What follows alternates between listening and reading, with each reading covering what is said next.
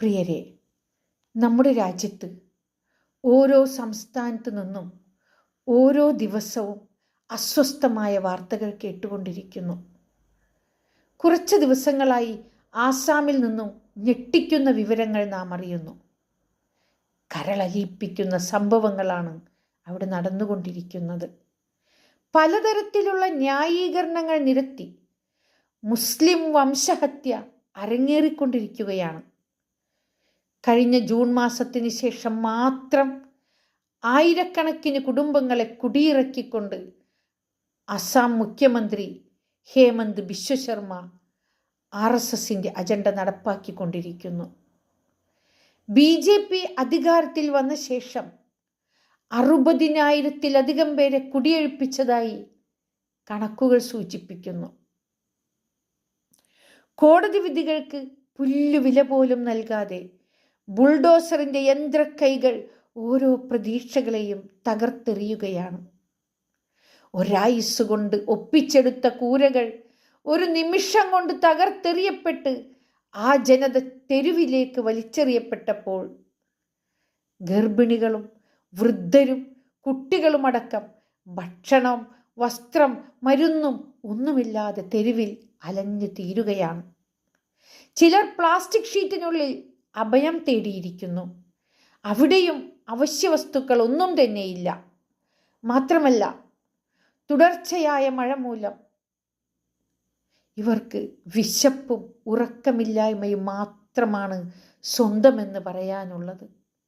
ഇനിയും ഇത്തരം പ്രവർത്തനങ്ങൾ തുടരുമെന്ന് തന്നെയാണ് മുഖ്യമന്ത്രി സൂചിപ്പിച്ചിട്ടുള്ളതും. 20,000-ത്തിലധികം മുസ്ലിങ്ങളെ ഭവനരഹിതരാക്കാൻ സാധ്യതയുള്ള മറ്റൊരു വലിയ ഒഴിപ്പിക്കൽ നടപടിക്ക് മുന്നൊരുക്കങ്ങളും തുടരുന്നു. ഇവിടെ ഭരണകൂടത്തിന് താല്പര്യമില്ലാത്ത ഒരു ജനതയെ നിഷ്കരുണം നശിപ്പിച്ചു കളയുക എന്ന ഹിറ്റ്ലറുടെയും നെതന്യാഹുവിൻ്റെയും നിലപാട് തന്നെയാണ് നടപ്പാക്കപ്പെടുന്നത്. രാജ്യത്തിൻ്റെ സ്വന്തം പൗരന്മാർക്കെതിരെ ഭരണകൂടം നടത്തുന്ന കിരാത പ്രവർത്തനങ്ങളിൽ യാതൊരു അസ്വസ്ഥതയുമില്ലാത്ത നിലപാടുകളാണ് മുഖ്യധാരാ മാധ്യമങ്ങളും ഏറ്റെടുക്കുന്നത്. ജനാധിപത്യ മാർഗങ്ങൾ മുഴുവൻ അട്ടിമറിച്ചുകൊണ്ട് ഭരണം പിടിച്ചെടുത്ത തങ്ങളുടെ ശിങ്കടികളെ ഉപയോഗിച്ച് RSS അതിൻ്റെ കാര്യപരിപാടികൾ നടത്തുമ്പോൾ മതേതര ജനാധിപത്യ ബോധമുള്ള ജനങ്ങൾ പോലും ക്രിയാത്മകമായി ഇടപെടുന്നില്ല എന്നതാണ് നാടിൻ്റെ ഏറ്റവും ദയനീയ അവസ്ഥ.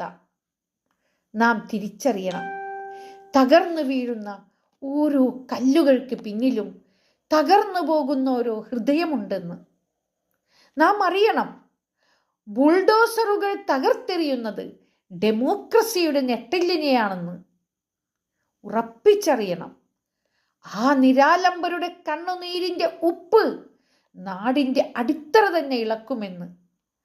ജനാധിപത്യ മതേതര മൂല്യങ്ങൾ അല്പമെങ്കിലും അവശേഷിക്കുന്ന സമൂഹം ഒറ്റക്കെട്ടായി ഇത്തരം ക്രൂരതകൾക്കെതിരെ ശക്തമായി നിലകൊള്ളണമെന്ന് വിമൻ ഇന്ത്യ മൂവ്മെന്റ് ആവശ്യപ്പെടുകയാണ്.